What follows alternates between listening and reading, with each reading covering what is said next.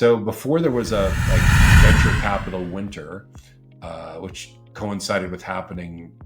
relatively shortly after that,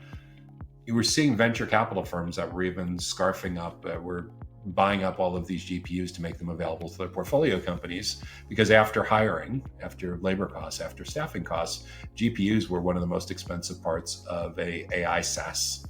startup or scale up being able to grow and scale. So there's this kind of alternative